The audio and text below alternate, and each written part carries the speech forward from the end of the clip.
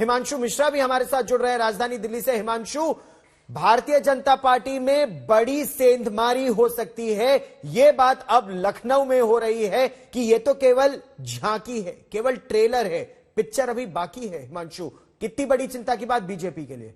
देखिए गौरव, बिल्कुल मैं आपको बता दूं, कानपुर की बिल्हौर सीट से भगवती सागर के इस्तीफे की भी जो है सूचना आ रही है, जो बीजेपी से सांसद हैं। बांदा के तिंदवारी से भाजपा एमएलए है ब्रजेश प्रजापति, उनके भी इस्तीफे की खबर है। और शाहजहांपुर के विधायक तो खुद ही स्वामी प्रसाद मौर्य का जो है इस्तीफा लेकर राजभवन गए। तो एक तरीके से ये कहा जा सकता है कि तमाम जो स्वामी प्रसाद मौर्य के समर्थक हैं वो पार्टी छोड़कर जो है समाजवादी पार्टी के अंदर जाने की तैयारी कर चुके हैं। दूसरी बात, पार्टी की एक बड़ी महत्वपूर्ण बैठक जो है वो पार्टी दफ्तर के अंदर चल रही है दिल्ली में, जहां उत्तर प्रदेश का कोर ग्रुप है, गृह मंत्री अमित शाह है, वर्चुअली जुड़े हुए हैं बीजेपी के अध्यक्ष जेपी नड्डा, राजनाथ सिंह, धर्मेंद्र प्रधान यहां है जो चुनाव प्रभारी है। पार्टी की तरफ से स्वामी प्रसाद मौर्य को कॉल किया गया है, केंद्रीय नेतृत्व ने उनसे बात की, उनको मान मनोबल की कोशिश की। खुद जो है केशव प्रसाद मौर्य आ गया है, जो उप मुख्यमंत्री हैं उत्तर प्रदेश के, वो ये कह रहे हैं कि आदरणीय स्वामी प्रसाद मौर्य जी, थोड़ा सा बात कीजिए और बैठकर बात करते हैं। जल्दबाजी में लिए गए फैसले जो हैं वो कई बार ठीक नहीं होते हैं।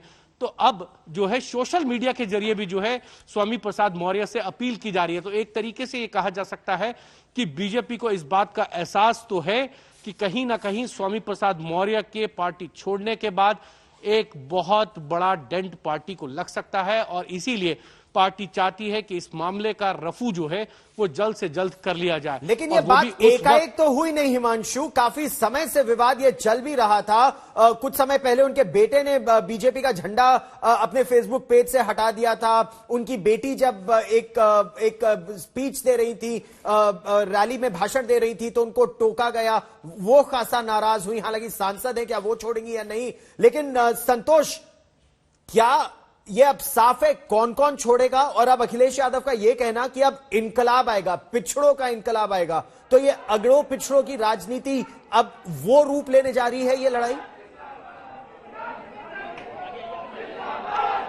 देखिए, अगड़े और पिछड़े की जो राजनीति है, इसको हवा अगर कहा जाए तो बीजेपी ने ही शुरुआत से की है। पिछड़ा जो वर्ग सम्मेलन की शुरुआत की, और समाजवादी पार्टी इस बार ये पहली बार देखा जा रहा है कि इस बार जो चुनाव है वो जातिगत, जो 70 के दशक में 80 के दशक में देखा जाता था कि जातियों के आधार पर जो मुद्दा होता था उस पर चुनाव लड़े जाते थे, लेकिन इस बार भी पिछड़ा वर्ग सम्मेलन किए गए, जो जाति के विशेष के जो नेता थे उनको जोड़ने की कोशिश की गई। तो इस बार जो बीजेपी की तरफ से जो स्वामी प्रसाद मौर्य एक बड़े कद्दावर नेता माने जाते थे, जो मौर्य वोट बैंक है, जिसका कि स्वामी प्रसाद मौर्य का पूर्वांचल के कुशीनगर, पडरौना, ये ऐसे जिले हैं जहां पर उनका अपना होल्ड है, वो वहीं से आते हैं। इसके अलावा उनकी बेटी संघमित्रा बदायूं से सांसद हैं। तो एक पॉलिटिकल, ये जो जमीन पर काम करने वाले जो नेता हैं, उनका जाना कहीं ना कहीं बीजेपी के लिए एक बड़ा नुकसान कहा जा सकता है कि बीजेपी के लिए बड़ा नुकसान है, क्योंकि ये चुनाव लड़ने वाले लोग हैं। चुनाव जो लड़ेगा वो जनता के सरोकारों पर लड़ेगा और जनता की अपनी फैन फॉलोइंग होगी।